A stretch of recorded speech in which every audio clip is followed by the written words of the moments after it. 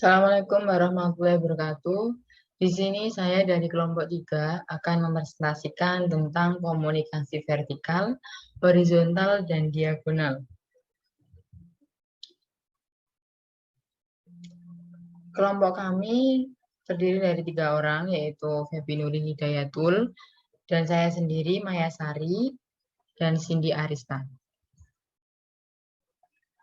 Sebelum membahas pada komunikasi vertikal, horizontal, dan diagonal, perlu kita tahu terlebih dahulu bahwasanya komunikasi itu ada yang dari atas ke bawah atau sebaliknya yaitu vertikal dan yang bersifat sejajar yaitu horizontal. Ada pula komunikasi yang dilakukan secara silang yaitu diagonal sesuai dengan kegiatan tugasnya atau fungsinya. Arus komunikasi ini terdapat di berbagai bentuk komunikasi pada organisasi pemerintahan, organisasi bisnis, atau organisasi sosial yang disesuaikan dengan keperluannya. Terdapat 3 jenis komunikasi formal dalam organisasi, yaitu komunikasi vertikal, komunikasi horizontal, dan komunikasi diagonal. Komunikasi vertikal adalah komunikasi yang terjadi antara atasan dan bawahan dalam organisasi. Komunikasi vertikal adalah komunikasi yang mengalir dari satu tingkat dalam suatu organisasi atau kelompok ke suatu tingkat yang lebih tinggi atau tingkat yang lebih rendah secara timbal balik.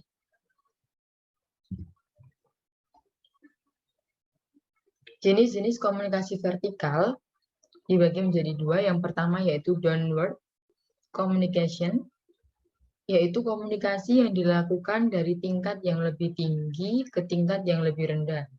Dan yang kedua yaitu upward communication, yaitu komunikasi yang dilakukan oleh orang yang memiliki tingkatan yang lebih rendah kepada yang lebih tinggi. Nah, di sini juga dijelaskan tentang fungsi dari komunikasi vertikal, yaitu terdapat 4 fungsi. Yang pertama yaitu informasi yang berperan sebagai proses penyampaian dan penerimaan informasi dari satu pihak ke pihak lainnya untuk kepentingan individu maupun kelompok. Yang kedua yaitu kendali yang berperan sebagai pengendali para anggota organisasi dari segi perilaku dan tata krama. Yang ketiga yaitu motivasi yang berperan sebagai sarana menyampaikan dan memupuk motivasi para anggota dengan disampaikannya pada yang harus dilakukan. Dan yang terakhir yaitu mengungkapkan emosi yang berfungsi sebagai sarana mengungkapkan emosi yang dirasakan oleh para anggota sebagai bentuk dari interaksi sosial dengan anggota lainnya. Selanjutnya akan dilanjutkan oleh rekan saya yaitu Cindy. Silakan. Selanjutnya yaitu komunikasi horizontal. Komunikasi horizontal merupakan bentuk komunikasi yang dilakukan oleh dua pihak yang mempunyai kedudukan sama, posisi sama, jabatan selevel, maupun eselon yang sama dalam suatu organisasi. Mereka berkomunikasi untuk menyamakan persepsi, minta bantuan informasi yang berkaitan dengan pelaksanaan tugas yang ada hubungannya dengan bagian lain yang selevel.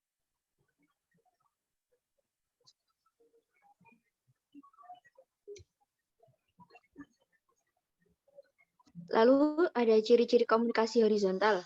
Yang pertama, terjadi antar individu yang memiliki kedudukan atau jabatan yang sama dalam sebuah organisasi.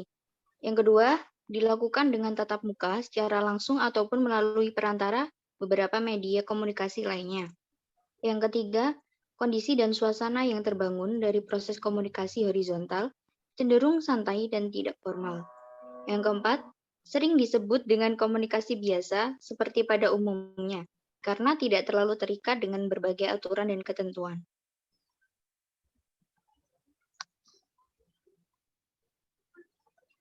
Lalu ada tujuan komunikasi horizontal. Yang pertama, mempererat hubungan antar anggota organisasi dan kelompok sosial. Yang kedua, melancarkan proses interaksi antar rekan sejawat. Ketiga, meminimalisir adanya permasalahan dan konflik. 4. Meningkatkan dukungan dan dorongan terhadap satu sama lain. Yang kelima, meningkatkan hubungan dan kedekatan emosional antara anggota. Contoh komunikasi horizontal. 1. Proses komunikasi yang terjadi antar staf akuntansi di sebuah perusahaan ternama. Kedua, komunikasi horizontal ini biasanya terjadi di antara sekretaris dengan pihak audit internal. Tiga, bisa terjadi antar manajemen dalam manajemen suatu perusahaan yang terbangun.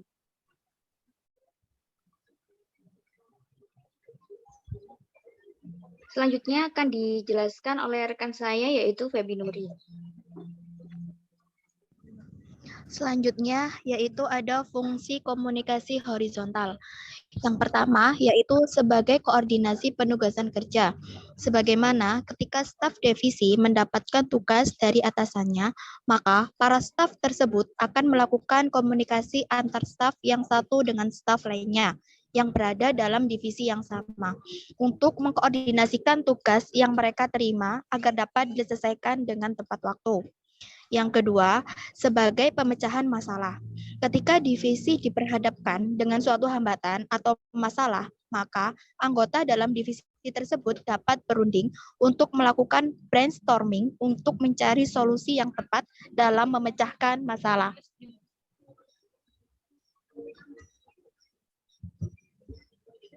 Selanjutnya yaitu ada komunikasi diagonal atau komunikasi silang. Komunikasi diagonal ini merupakan komunikasi yang berlangsung dari satu pihak kepada pihak lain dalam posisi yang berbeda, di mana kedua pihak tidak berada pada jalur struktur yang sama. Komunikasi diagonal digunakan juga oleh dua pihak yang mempunyai level berbeda, tetapi tidak mempunyai wewenang langsung kepada pihak lain, tetapi juga berhubungan secara fungsional.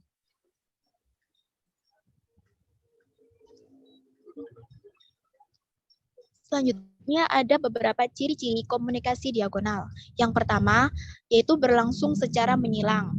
Yang kedua, setiap bagan berbeda tugasnya. Yang ketiga, arah komunikasi lebih kompleks. Yang keempat, arah komunikasi yang menyilang. Dan yang kelima, struktur keanggotaan yang luas.